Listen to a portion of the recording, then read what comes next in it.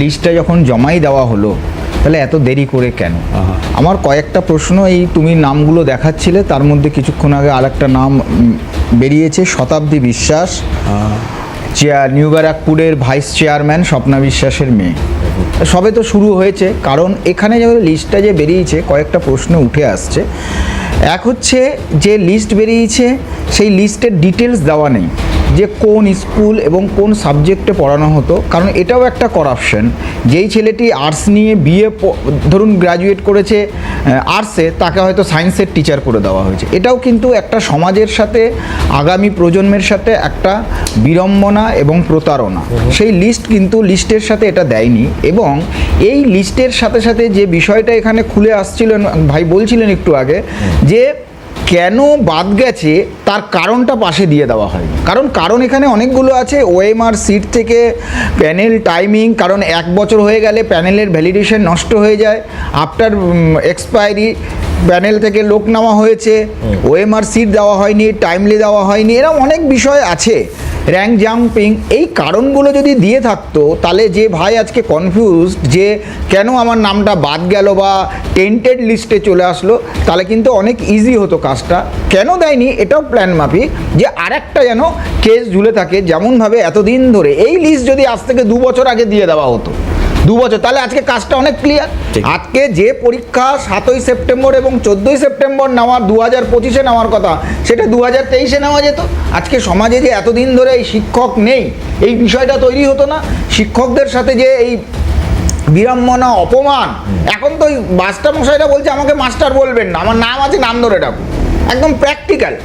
তো সুতরাং সেই জায়গায় দাঁড়িয়ে বারবার এই কাজটা কেন করা হচ্ছে? কারণ কি একটা জানো তো মনি, যখন সমাজের শিক্ষিত মানুষ করাপশন করে না, সেইটাকে ধরাটা খুব মুশকিল হয়ে যায়। এইখানে দাঁড়িয়েই হয়েছে, এখানে সমাজ যারা চালাচ্ছে, রক্ষক যখন ভক্ষক হয়, রক্ষক যখন করাপ্টেড হয়, সেই করাপশন বের করে আনাটা খুব কষ্টকর। মনিদা, অন্ততপক্ষে এটা তো সামনে এসছে, যারা অযোগ্য শিক্ষকদের তালিকায় শাসক দলের নেতা নেত্রী, কেউ কাউন্সিলর, কারোর একেবারে মানে কাছাকাছি যাদের পরিচয়, তাদের নাম সামনে তো চলে আসছে। এখানেও একটা প্রশ্ন আছে, এখানেও একটা প্রশ্ন আছে যে কংগ্রেসি জামানায় সেই গোখলে তিলকের জামানা থেকে এদের লবিবাজিটা চরম আকারে হয়। আমি বলছি না কোনো রাজনীতি দলে চরম লবিবাজি নেই, কিন্তু এদের লবিবাজি, কংগ্রেসির লবিবাজি পুরো ওপেন টু অল। আজকের দিনেও দাঁড়িয়ে একটা ব্লাড ডোনেশন ক্যাম্পে এই সামনেই সব পাশে রাজারহাট নিউ টাউনে ইজাজুল লস্কর আর বাহার আলী দুজনের গ্রুপ মারাপিট করেছে, ব্লাড ডোনেশন ক্যাম্পে চেয়ার ছোড়াছুড়ি করছে। তো সুতরাং এই যে ধরা হচ্ছে, এবার এখানে দেখো আজকে আগামী দিনে বেরোবে এরা কার লবির লোক।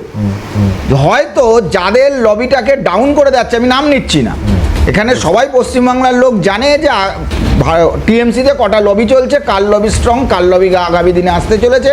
তো সুতরাং আজকে একটা রাস্তার উদ্বোধন হচ্ছে পানিহাটিতে, সেখানে এমএলএ আছে, কাউন্সিলর আছে, চেয়ারম্যান নেই, বা চেয়ারম্যানকে জানানো হয়নি, অর্থাৎ ওপেন টু অল। এই যে লিস্ট ধরে বেড়াচ্ছে, এই লিস্টটা ধরে ধরে বলতে হবে যে কাদের লোক ধরা হয়েছে, এইটা কিন্তু বিষয়। এই কারণেই আমি বলছি যে লিস্ট বেরানো হচ্ছে সেই লিস্ট কাদের এবং এর পিছনে কার হাত আছে সেটাও কিন্তু ধরে বেড়ানো। কিন্তু লাস্ট প্রশ্ন, যা করবেন তাড়াতাড়ি করুন।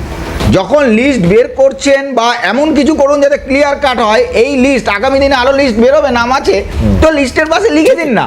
আমি লাস্ট লাইন, এক লাইন, যদি আমি ধরেও নিই যে স্কুলের নাম, বিষয়, তার মান অপমানের সাথে জড়িত বলে ব্যক্তির জড়াচ্ছেন না, কিন্তু তার পাশে তার এটা তো লিখে দিন। আমি তো সেটাই বলছি যে এইগুলোকে কেন অসম্পূর্ণ রাখা হচ্ছে, এর কারণটা কি? আবারও নতুন করে একটা জট পাকাবার চেষ্টা।